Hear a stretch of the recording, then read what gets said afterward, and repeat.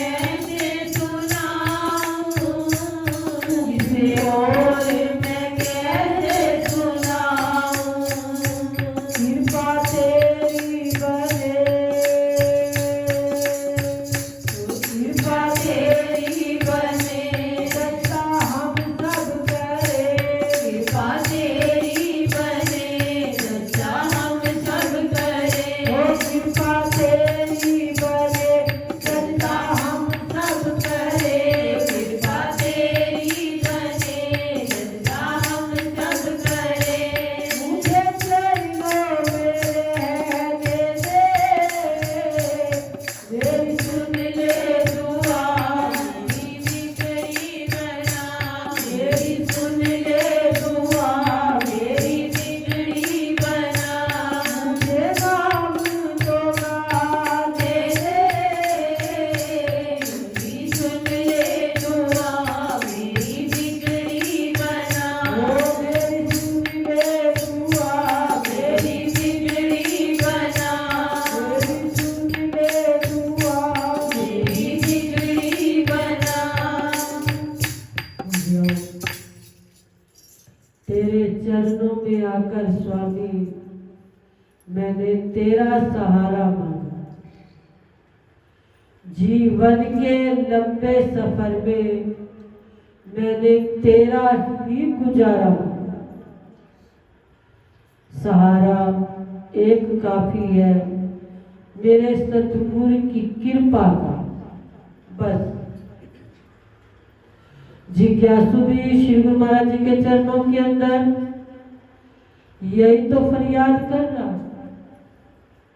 अरदास कर रहा, हाथ जोड़कर विनती कर रहा अमृत वेले, क्योंकि अमृत वेले की हुई प्रार्थना हमेशा ही गुरु महाराज जी संपूर्ण करते। लेकिन जो अपने भाग्य पर रहता है, किस्मत पर रहता है, वो उसको नहीं पाता। जो किस्मत और भाग्य को छोड़कर कर्म करता है, वही गुरु महाराज जी की रहमतों को अमृत वेले अपनी की हुई प्रार्थना से संपूर्ण करवा देता है। हम कहते हैं हमारे भाग ऊंचे नहीं, अरे भाग हमारे ऊंचे तभी तो गुरु महाराज जी ने हमारे को दरबार के अंदर अरे बुलाने के लिए हमें राह दिखाई या ना दिखाई। अगर भाग्य हमारे मंद होते तो हम ना आते। भाग्य ऊंचे थे, ऊंचे कब बने जब अपने कर्म किया। कर्म ना करते तो भाग ऊंचे बन सकते थे। किस्मत हमारी ऊंची बन जाती है अगर हम जीवन के अंदर अपने कर्म को छोड़े ना, कर्म को करते रहे। अब देखो मीरा का भाग्य कितना ऊंचा था, उसको सावरिया श्याम सुंदर मिले, लेकिन उसने अपने आप को भाग्य के भरोसे नहीं छोड़ा, उसने साथ में कर्म किया।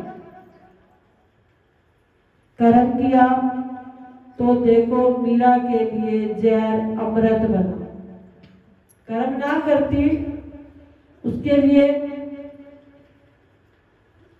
कर्म सबसे पहले प्रथम नंबर पर आता है। भाग्य हमारा लिखवा कर आते हैं, किस्मत लिखवा कर आते हैं, सब अपने अपने माथे पर लिखाए, लेकिन इनको बनाना हमारे अपने हाथों के अंदर कर्म रूपी खेती को करेंगे तो जीवन के अंदर भाग्य उदय भी होता है, किस्मत भी चमक जाती है। पर हम तो बातों में अपने आप को लगाते हैं।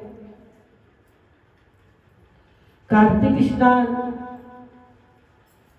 बड़े भाग्य वालों को, जिनके ऊंचे ऊंचे से ऊंचे सौभाग्य होते हैं, उनको मिलता है, बाकियों को नहीं मिलता। कार्तिक स्नान सुबह सुबह होता है, कार्तिक स्नान शाम को कभी देखा हमने?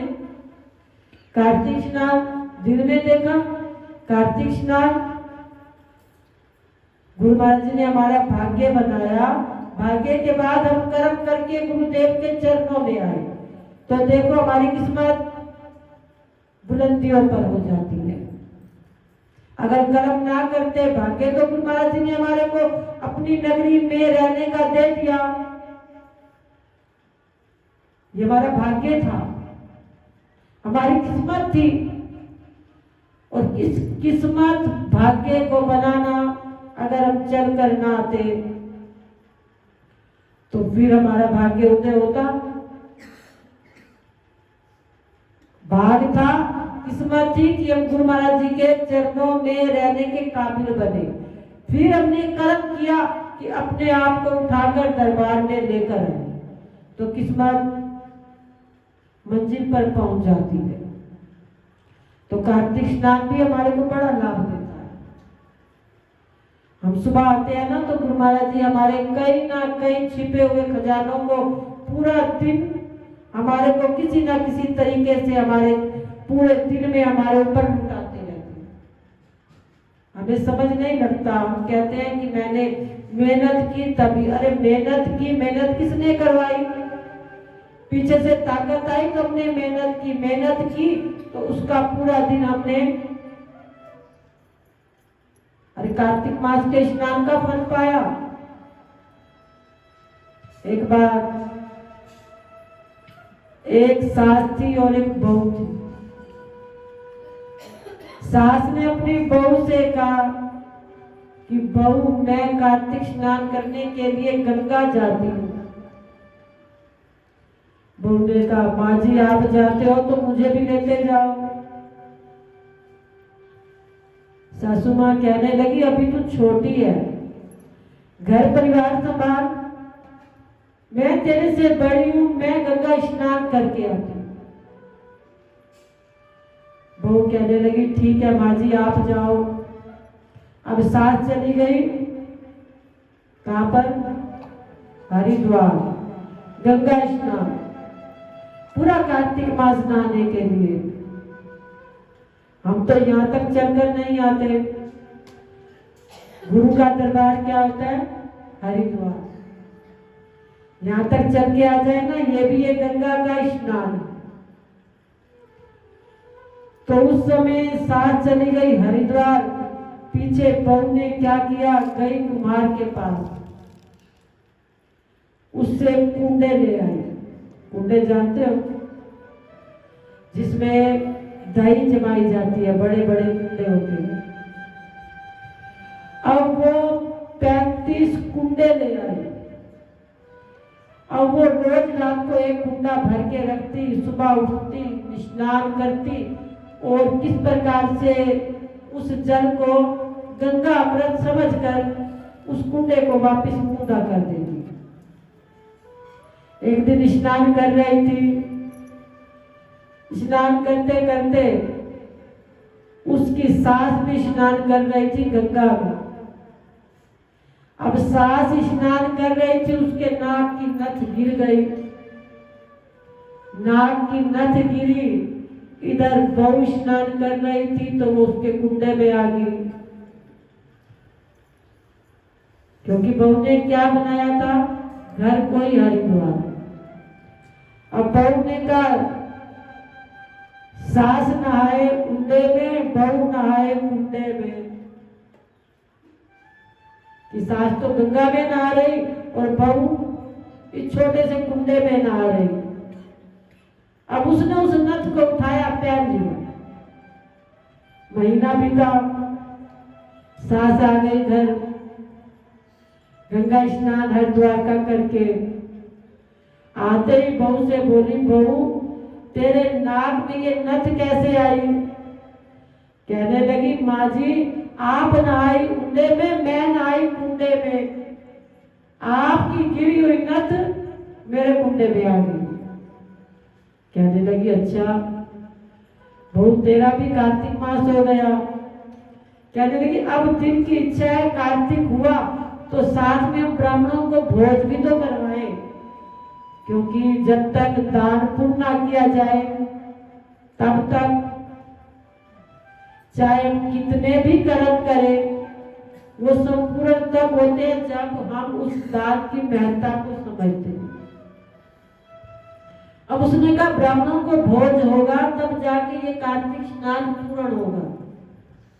वो कहने लगी ठीक है माँ जी, मेरी भी इच्छा है कि मैं भी 2 ब्राह्मणों को भोजन खिलाऊं। अब सास कहने लगी ठीक है। अब घर के अंदर भोजन बना, खिलाया गया ब्राह्मणों को। अब सास बड़ी प्रसन्न हुई, कहने लगी देखो मैं तो हरिद्वार गंगा स्नान करने के लिए गई, लेकिन तेरे ऊपर गंगा माँ ने घर के ऊपर कृपा कर दी। कहने लगी माँ जी अभी चलो तो सही। अब बहू उसको जहाँ कुंडे थे ना 35, कितने अध्याय है इस कार्तिक मास के? 35। कहने लगी आप 35 दिन गंगा में स्नान करके आए, तो मैं 35 दिन इन कुंडों में स्नान किया। लेकर गई बहू अपनी सास को ऊपर छत पर, जाकर देखा तो सारे कुंडे सोने के हुए पड़े थे। तो देखो ये कार्तिक मास का बड़ा फल मिलता है अगर कर्म करेंगे तो। सुबह गुरु महाराज जी के चरणों के अंदर हाजिरी, चाहे शरीर हमारा कैसे भी हो, लगाएंगे ना तो गुरु महाराज जी कृपा। हम थोड़ा सा मन के अंदर इधर उधर भाव ले आते हैं तो फिर शरीर भी वैसे ही चलने लग जाता है। शरीर को जहाँ डालो शरीर वहीं ढल जाएगा। शरीर को उठाने के लिए प्रेरित करो तो शरीर उठ जाएगा। मन के जीते जीते मन के हारे। तो हम अपने मन को गुरु महाराज जी के चरणों में जीतने का प्रयास किया करें, कर्म किया करें। फिर देखो गुरु महाराज जी भी हमारे भी मिट्टी के कुंडे सोने के बना देंगे। अब सोने के बनने का ही तो समय है। दीपावली पर्व क्या है? धन लक्ष्मी का त्योहार है। घर के अंदर धन देवी आने वाली है, घर की सफाइयां कर रहे हैं, घर को पावन बना रहे हैं। तो आओ गुरु महाराज जी ऐसे ही सबके कार्तिक मास के अंदर मन के भावों को संपूर्ण करें। सबकी हाजिरी जिन जिन ने लगाई गुरु महाराज जी उनकी हाजिरियों को जो मांगो ठाकुर अपने से सोई सोई देगा। जो मांगेंगे अपने गुरु से गुरु महाराज जी वही हमारी झोली के अंदर संपूर्ण रूप से भर देंगे। तो आओ कार्तिक मास के स्नान की, आज का ये कार्तिक मास का स्नान सौभाग्यशाली हमारे भगत श्री अमरलाल जी गोगिया, आज उनके पोते का जन्म दिवस। सौभाग्यशाली हमारी बहन सीमा, आज उनके कान्हा जी का भी जन्म दिवस। देखो गुरु महाराज जी कृपा करते हैं। हम चलकर तो आए तो वो कोई ना कोई खुशियां झोली में अवश्य डाल देते हैं। खुशी डालेंगे, खुशी मांगेंगे, जो कुछ मांगेंगे वही दे देंगे। तो आओ सब परिवारों को, सब संतों को जन्म दिवस के उपलक्ष्य की लाख लाख बधाइयां, लाख लाख बधाइयां और लाख बधाइयां। श्री कृष्ण गोविंद हरे मुरारी, हे नाथ नारायण वासुदेवा। कृष्ण गोविंद हरे मुरारी, हे नाथ नारायण वासुदेवा।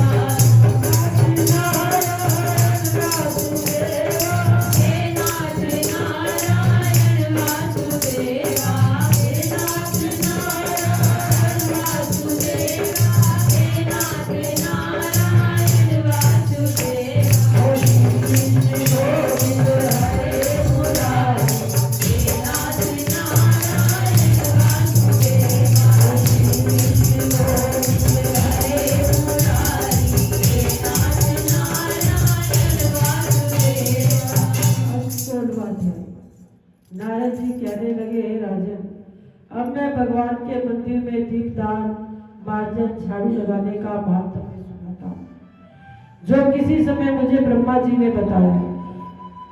पहले चंद्रवंश में जयध्वज नाम का अत्यंत प्रतापी प्रभु भक्त राजा राज्य करता था। वो नित्य प्रति भगवान के मंदिर में जाकर स्वयं मार्जन करता, दीप जलाता। एक दिन विधिहोत्र नाम राज्य पुरोहित स्वयं राजा को ये क्रिया करते हुए बड़े विस्मय से पूछने लगे, राजन, भगवान को प्रसन्न करने के लिए अनेक भक्ति पूर्ण कार्य, फिर मंदिर में झाड़ू लगाना और दीप जलाने का कार्य आप इतनी श्रद्धा से क्यों करते हो? तब हाथ जोड़कर अत्यंत विनम्र भाव से राजा ने कहा, हे महाराज, इस संबंध में मेरे पूर्व जन्म का एक अत्यंत विस्मयकारी इतिहास, जो भगवत कृपा से मुझे इस जन्म में भी याद है। सतयुग के सर्वोच्च मनवंतर में वेद वेदांगों का जानने वाला एक ब्राह्मण था, जो अत्यंत विद्वान होने पर भी खोटे कर्मों में लिप्त रहता था। इन खोटे कर्मों के कारण उसके बंदी बांधुओं ने उसका परित्याग कर दिया। एक दिन भूख प्यास से अत्यंत दुखी हो वो घूमता फिरता नर्मदा नदी के तट पर जा पहुंचा। वहीं पर उसने अपने प्राण त्याग दिए। उसकी स्त्री भी व्याभिचारिणी थी, अतः उसके बंधुओं ने उसे भी घर से निकाल दिया। उसी के गर्भ से अत्यंत पापी मैं उत्पन्न हुआ। उस जन्म में मेरा नाम दंड केतु। स्त्री द्रव्य के लिए मैंने गो पशु अनेक मनुष्यों की हत्याएं की। एक रात्रि को दूसरी स्त्री से भोग करने की इच्छा से एक शून्य मंदिर में गया। वहां जाकर वस्त्र से स्थान साफ किया, फिर दीपक जलाया। उस शून्य मंदिर में दीपक जलता देख एक ग्राम रक्षक आ गया और मुझे चोर डाकू समझकर उसने लाठियों से प्रहार किया, जिससे मेरी मृत्यु हो गई। प्राण निकलते ही भगवान के दूत वहां आए, मुझे सुंदर विमान में बैठाकर वैकुंठ को ले गए। कार्तिक के महीने में भगवान के मंदिर में झाड़ू लगाने और दीपक जलाने से मुझे इतना फल मिला कि कई कल्प तक स्वर्ग में सुख भोग। अब मैंने चंद्रवंश में जन्म लिया। यदि श्रद्धा भक्ति पूर्वक यही क्रिया कार्तिक के महीने में की जाए तो उसके पुण्य का फल क्या मिल सकता है? अनंत फल होता है। नारद जी ने कहा, हे राजा पृथु, अब दूसरे के दीपक जलाने का महात्म्य सुनो। मनु के वंश में रेवत नामक राजा का भद्र बुद्धि नाम वाला पुत्र था। फिर उसके यहाँ सुदर्शन नाम का अत्यंत पराक्रमी पुत्र उत्पन्न हुआ। भद्र बुद्धि की राजधानी नर्मदा के तट के समीप महेंद्र पर्वत पर थी। एक बार शिकार खेलने के लिए सुदर्शन अपने साथियों के साथ वन में गया। घूमते फिरते हुए उसने नदी के उस पार एक सुंदर कन्या को देखा, तो साथियों को वहीं छोड़ घोड़े पर सवार हो तत्काल नदी के उस पार पहुंचा। वहां उस रूपवती कन्या को देखकर सुदर्शन उस पर मोहित हो गया। कन्या भी शोभा से युक्त उस बलशाली वीर पुरुष को देखकर लज्जा को प्राप्त हुई। सुदर्शन के पूछने पर उस कन्या ने बतलाया वो गौड़ राजा की पुत्री, जिसका नाम मदनालसा है। अपनी सखियों के साथ क्रीड़ा करने के लिए वो यहाँ आई। इसके बाद स्वेच्छा पूर्वक उन दोनों ने गंधर्व रीति से अपना विवाह कर दिया और कुछ समय वहीं नर्मदा नदी के तट पर विहार करते रहे। फिर अपने घर आकर आनंद पूर्वक रहने लगे। कुछ समय बाद राजा भद्र बुद्धि अपने पुत्र सुदर्शन को राज्य सौंप कर स्वयं वन के चला गया। सुदर्शन बड़ी कुशलता पूर्वक राजकाज चलाने लगा। रानी मदनालसा सदा अपने पति को विष्णु भगवान की पूजा का उपदेश किया करती। इस प्रकार राजा रानी दोनों ही भगवान के अनन्य भक्त बन गए। उन्होंने भगवान का एक स्वर्ण मंदिर बनवाया। दोनों ही उसमें भगवान का पूजन दीपदान किया करते। एक दिन रानी मंदिर में दीप जला रही थी। उसी समय राजा ने उसे बुलाया, परंतु दीपक जलाकर आने में रानी को कुछ देर लग गई। इस पर राजा सुदर्शन ने क्रोध वेश में आकर रानी से कहा, तुम तो कहती थी कि पति ही स्त्री का देवता, फिर दीपदान में इतनी देर लगाकर मुझे तुमने अनादर मेरा क्यों किया? यदि देरी का कोई अन्य गुप्त कारण हो तो बताओ। तब सती साध्वी मदनालसा अत्यंत स्नेह युक्त वचनों से बोली, हे महाराज, मैं दीपदान का महत्व आपको बताती हूँ। अब आप ध्यान पूर्वक सुनिए। पिछले जन्म में अन्न ग्रहण करने वाली मैं चुईया थी। एक दिन गोदावरी के तट पर भगवान के मंदिर में रात्रि को जलता हुआ दीपक बत्ती छोटी होने से बुझने लगा। मैंने बत्ती को लोभ से पकड़कर उठाया और उस दीपक को जल गया, साथ ही मेरा मुंह भी जल गया। इससे मैं मृत्यु को प्राप्त हुई, परंतु क्योंकि रात्रि के समय भगवान का दीपक मैंने जलाया, इस कारण मैंने ऐसा सुंदर रूप पाया और आपकी रानी मदनालसा बन गई। यदि कोई श्रद्धा पूर्वक भगवान के मंदिर में दीपदान कार्तिक मास में करता है तो उसके फल का कहना ही क्या है। अपनी रानी के मुख से ये वचन सुनकर राजा सुदर्शन ने आजीवन कार्तिक मास का व्रत करके भगवान के मंदिर में दीपदान किया और अंत में वैकुंठ को प्राप्त हो गए। इति 16वां अध्याय संपूर्ण। बोलो साचे दरबार की जय।